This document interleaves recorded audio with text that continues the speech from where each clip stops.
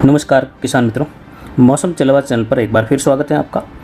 आज हम आपके लिए जानकारी लेकर आए हैं 1 सितंबर से लेकर 30 सितंबर तक के दौरान भारत में किस प्रकार रहेगा मानसून का प्रदर्शन, इसकी जानकारी इस वीडियो में देंगे। सितंबर के दौरान 1 सितंबर से लेकर 30 सितंबर के दौरान जैसे जैसे मानसून की गतिविधियाँ जो अंतिम पड़ाव में आती हैं तो सितंबर में धीरे धीरे बारिश की गतिविधियाँ कम होना शुरू हो जाती हैं। यानी सितंबर में अगस्त के मुकाबले बारिश कम होती है और सितंबर महीने की जो वर्षा है वह 167.9 मिलीमीटर यानी 168 मिलीमीटर बारिश औसताना देश भर में होती है। वहीं आपको जानकारी दे दें कि भारत मौसम विभाग द्वारा इस एक महीने के दौरान 109% वर्षा का पूर्वानुमान दिया है सितंबर महीने के दौरान। जबकि आपको ज्ञात होगा मौसम चलवा चैनल पर दीर्घावधि पूर्वानुमान में हमने सितंबर महीने के लिए 110% मानसून वर्षा का अनुमान हमने दिया था। यानी 167 के मुकाबले 110% बारिश यानी 10% अधिक वर्षा का अनुमान हमने जून और मई के दौरान पहला व दूसरा दीर्घावधि पूर्वानुमान के तहत दिया गया था। वहीं भारत मौसम विभाग द्वारा इस एक महीने के दौरान वर्षा की गतिविधियों में देखें तो देख सकते हैं लेह लद्दाख के इलाके हैं, कश्मीर के उत्तरी भाग है जहां सामान्य से कम वर्षा का अनुमान है। जबकि निचले भागों में दक्षिण पश्चिमी दक्षिणी भाग, जम्मू के, हिमाचल, उत्तराखंड यहाँ सामान्य से अधिक वर्षा का अनुमान है। यानी यहाँ पर लगभग 20 से लेकर 50% की वर्षा की अधिकता यहाँ पर देखने को मिल सकती है। वहीं यहाँ पर पंजाब, हरियाणा, उत्तर प्रदेश इन क्षेत्रों में भी सामान्य से अधिक वर्षा का अनुमान लगाया है सितंबर महीने के दौरान। वहीं राजस्थान के इलाकों में देखें तो राजस्थान का उत्तर पूर्वी मध्य भाग जहाँ सामान्य से बहुत अधिक वर्षा का अनुमान यानी यहाँ पर 50 से लेकर 70% तक अधिक वर्षा का अनुमान है सामान्य के मुकाबले। जबकि राजस्थान के कोटा, उदयपुर, भरतपुर संभाग, अजमेर और जोधपुर संभाग में यहाँ पर भी सामान्य से अधिक वर्षा का अनुमान जिसमें 120% से लेकर 150% तक की वर्षा औसतन देखी जा सकती है, औसत के मुकाबले अधिक। गुजरात में दक्षिण गुजरात का क्षेत्र, सौराष्ट्र का इलाका जहां वर्षा की गतिविधियां कुछ सामान्य के नीचे रह सकती है, जबकि गुजरात का अधिकतर इलाका सामान्य से अधिक वर्षा प्राप्त करेगा। गुजरात रीजन का दक्षिणी भाग यानी गुजरात का मुख्य दक्षिणी भाग सामान्य से अधिक वर्षा प्राप्त करेगा। मध्य प्रदेश का अधिकतर क्षेत्र जो है सामान्य से अधिक वर्षा के अनुकूल रहेगा यानी सामान्य से अधिक वर्षा दर्ज होगी। जबकि यहाँ पर रावत भाटा बेल्ट, कोटा, झालावाड़ के आसपास सामान्य और इक्का दुक्का स्थानों पर सामान्य से कम बारिश का अनुमान जताया है भारत मौसम विभाग द्वारा।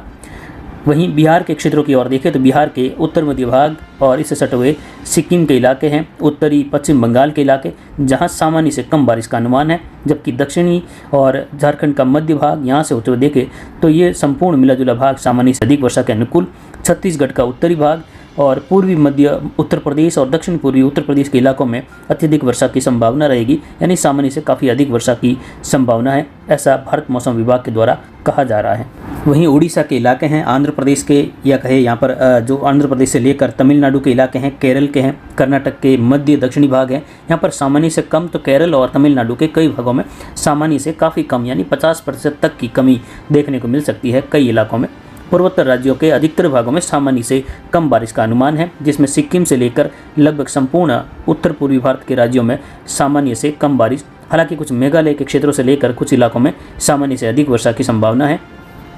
वहीं महाराष्ट्र के इलाके हैं और अंदरूनी भाग तेलंगाना के, छत्तीसगढ़ के दक्षिणी भाग, मध्य प्रदेश के सटे हुए क्षेत्र यहाँ पर अधिकतर भागों में सामान्य से अधिक तो कुछ मध्य महाराष्ट्र के इलाकों में और इससे सटा हुआ उत्तरी भाग कर्नाटक का और पश्चिमी भाग तेलंगाना का जहां वर्षा की गतिविधियां सामान्य के करीब, कुछ इलाकों में सामान्य से कम रह सकती हैं। तो वहीं पश्चिमी घाट के क्षेत्रों में अधिकतर स्थानों पर सामान्य से कम वर्षा का अनुमान भारत मौसम विभाग द्वारा लगाया गया है। तो ये तो था भारत मौसम विभाग के द्वारा दिया गया अनुमान।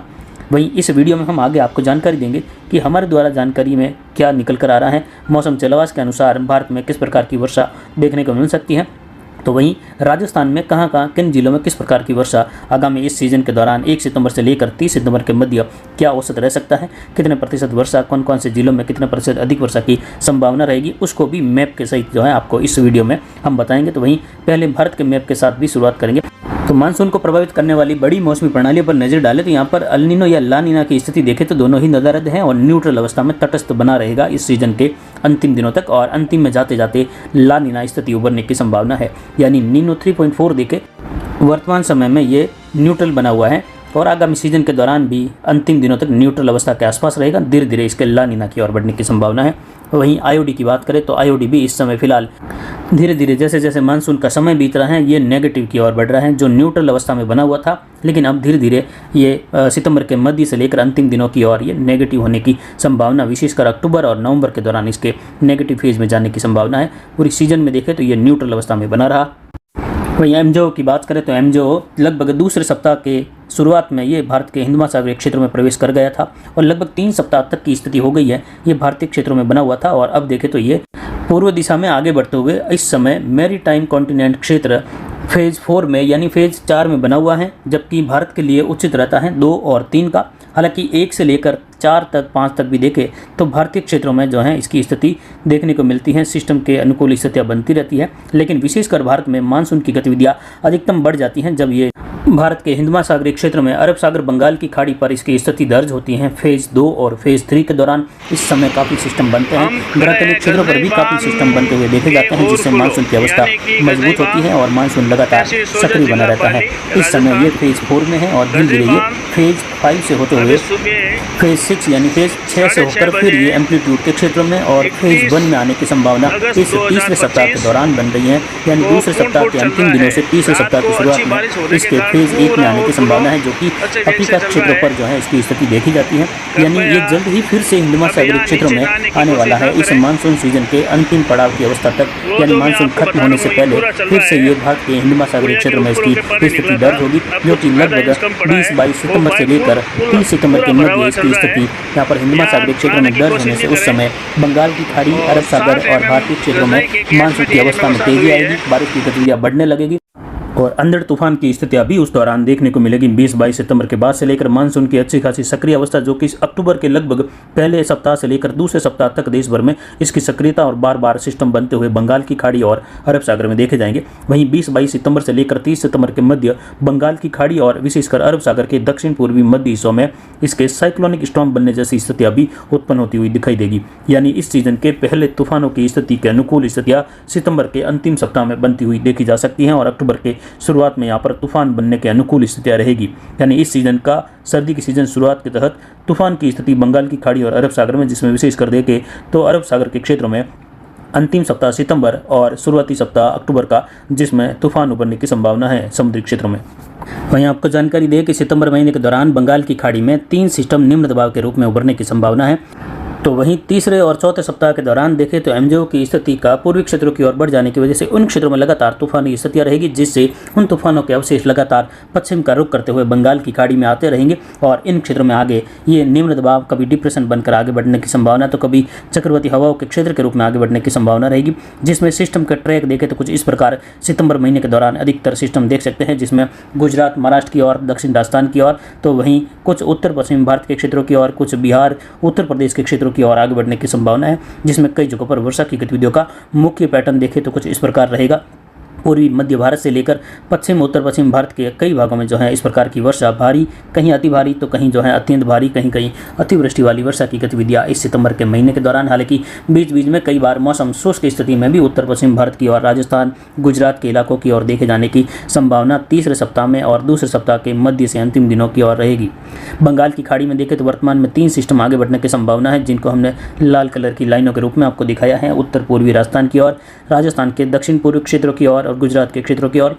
जबकि एक सिस्टम आगे इन क्षेत्रों की ओर, बिहार, उत्तर प्रदेश की ओर आगे बढ़ने की संभावना रहेगी। और ये आगे अंतिम दिनों में देखें तो स्थितियाँ कुछ बंगाल की खाड़ी के दक्षिण मध्य भागों की ओर बनते हुए सिस्टम आंध्र प्रदेश, कर्नाटक और महाराष्ट्र के अंदरूनी भागों की ओर बढ़ते हुए कुछ सिस्टम अरब सागर की ओर भी आगे बढ़ने की संभावना रहेगी। तो वहीं अरब सागर के दक्षिणी भागों के आसपास अंतिम दिनों में सितंबर के यहाँ पर अंतिम सप्ताह के दौरान सिस्टम उभरने की संभावना रहेगी, जो कि चक्रवाती हवाओं के क्षेत्र के रूप से लेकर हो सकता है साइक्लोनिक स्टॉर्म तक बनने की स्थिति देखने को मिल जाए अरब सागर के क्षेत्रों में सितंबर 25 से लेकर 5 से 7 अक्टूबर के मध्य इस प्रकार की स्थिति पनपती हुई देखने को मिल सकती है।